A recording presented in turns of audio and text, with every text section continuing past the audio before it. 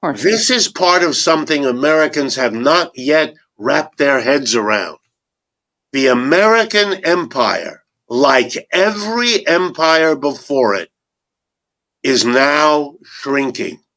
You know, empires rise, they have a flourish, they grow, it's very impressive, and at their peak, they can't imagine that it won't last forever. It never has. Every empire, the Greek, the Roman, the Persian, the Turkish, you fill in the blank, they all went up, and then they went down. The ride up, much more fun than the ride down. We are now in the ride down, and we better be very careful because denial, which is the way most of America is so far dealing with it, is not a solution. It doesn't go away because you pretend it isn't happening. The dollar's decline is a literal barometer week in and week out of what we're seeing. The failure in Ukraine is another one. I mean, you've got to see we didn't win in Vietnam. We didn't win in Afghanistan. We didn't win in Iraq. You can dance around it 20 different ways, but it is the truth. This is not an argument about who's the good guys and the bad guys. I'm just explaining we are not facing a decline that is underway and that is showing us its face if only we're willing to see it. And we could have a, quote, decent soft landing.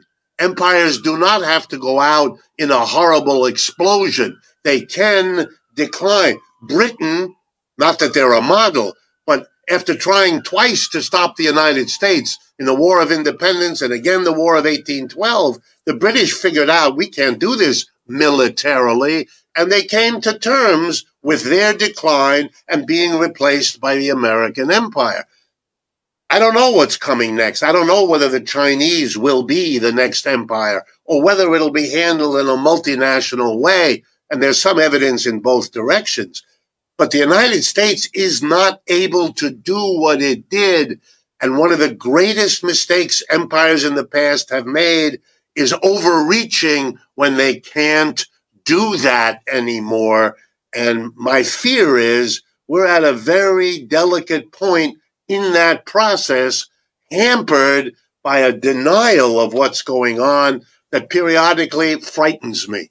So if our politicians could get out of the state of denial and face reality, what would that look like? What would this soft landing that you just described look like? They would have to sit down at this point, either with China or with China and what we call the BRICS, this group of nations that are really working well together, China, India, Brazil, South Africa, Russia. I left out Russia, right. And there's a dozen other countries that have applied. So they're going to become much, much bigger in the next 12 to 24 months. You'd have to sit down with them and work out a live and let live arrangement. You know, the world needs a lot of things produced. Americans can produce some of them, Chinese can produce, and Brazilian. We'd have a much better world if it were more generously distributed. It shouldn't all be in North America and Western Europe. That's a legacy of colonialism we should better put behind us. If more of the different parts of the world really are integrated, they'll be less likely to be tempted to do militarily what they really can't afford. That's already underway. We might have done terrible things vis-a-vis China if we weren't as dependent on the Chinese as we already are. Look, from the time that Kissinger and Nixon went to China and reestablished relations with them several decades ago, until 10 years ago, the United States and China were helping each other. We're trading a lot. That's when a lot of American companies invested in China, et cetera, et cetera. We were able to live together. Those were years of great prosperity in the United States and great economic growth in China. My feeling is, look, we have much to gain and we can avoid a terrible loss. A war? Are we serious? Are we going to have a war around Taiwan, in China, in the South China Sea, at the same time that we're fighting a war in Europe? Really? With countries that all have nuclear weapons. This is crazy. We can't afford to do it, and we ought to stop trying.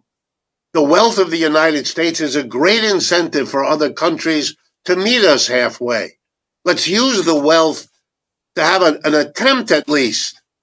Even if we fail, it's worth the effort to try to do this rather than the saber rattling that's scaring everybody in the world and not bringing the United States out of its decline. Its decline continues.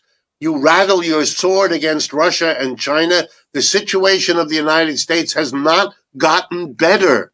The United States is more isolated now than it was 5 years ago. Russia is not the pariah nation that the United States and Western Europe would like to claim it to be. I'm not arguing whether it's right or wrong. Sure. I'm not It's not a defending moral argument. or any of that. What I'm saying is, let's be honest and look at the situation the way it is. We are fighting to the last Ukrainian, and I don't think that's a smart move at all.